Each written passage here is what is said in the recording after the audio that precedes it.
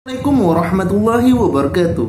Kembali lagi bersama saya Miftah Huda dalam Bicara Bola.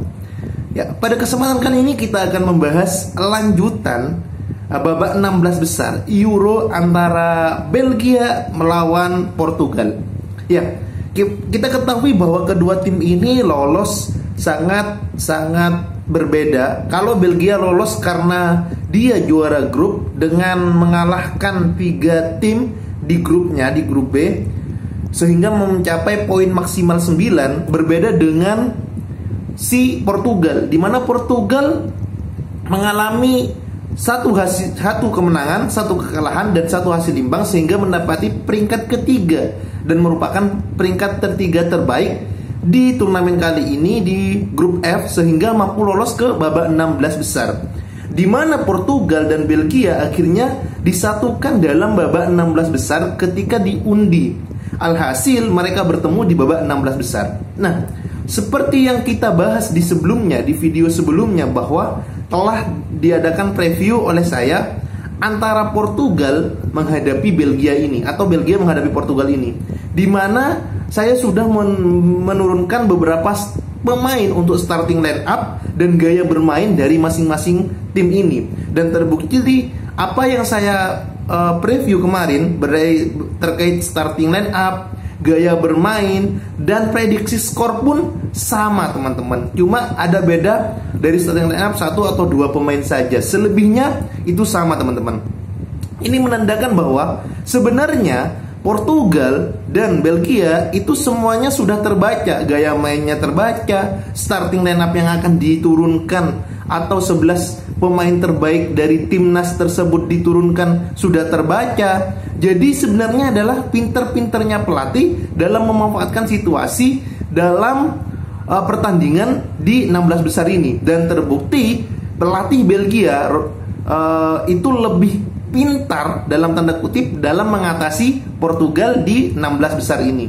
Ya, kita bahas lagi starting line up dari Portugal dan Belgia.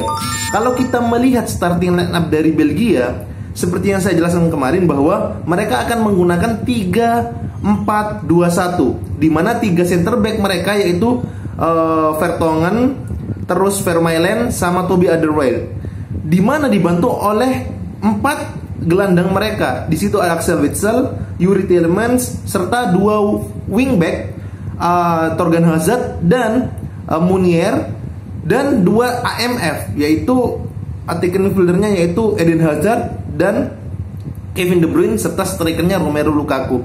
Secara garis besar untuk starting line up dari Belgia tidak jadi masalah, bahkan ini merupakan starting line up terbaik menurut saya untuk kubu timnas Belgia.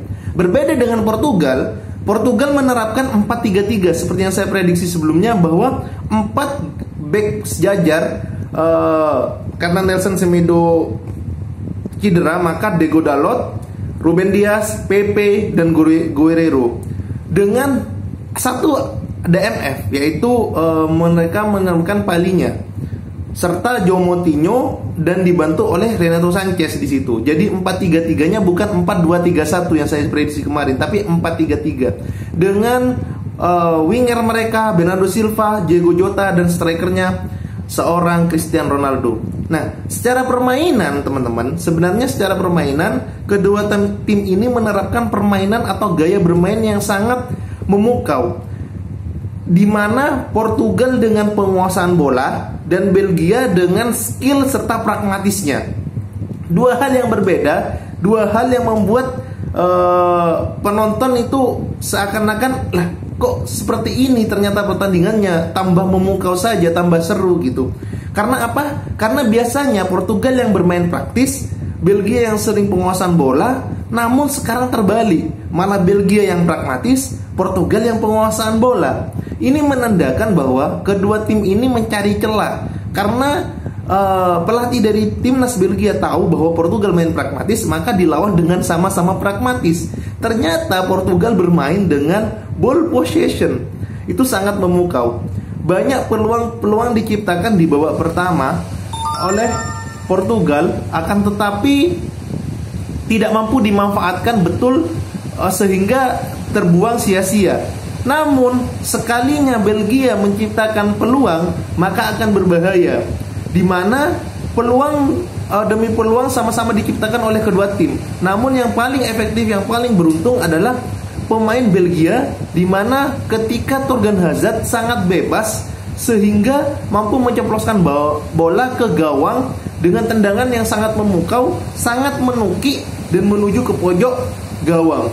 Di situ sebenarnya kesalahan dari lini tengah tidak menjaga seorang Thorgan Hazard dan Bernardo Silva yang tidak mampu untuk mengantisipasi atau menutup ruang dari Thorgan Hazard, sehingga menyebabkan Belgia mampu menciptakan gol lewat Thorgan Hazard dari luar kotak penalti. Sebenarnya secara permainan jual beli serangan pun sangat memukau dari kedua tim ini. Tapi keunggulan 1-0 ini harus dibayar oleh Belgia ketika Kevin De Bruyne, pemain andalan dari Belgia, itu mengalami cedera akibat tackle dari belakang dari gelandang bertahan Portugal. Maka dari itu di babak kedua pun, setelah pertandingan dimulai di babak kedua, Kevin De Bruyne tidak mampu melanjutkannya. Hanya bermain 2 menit di babak kedua, akhirnya diganti oleh Martins.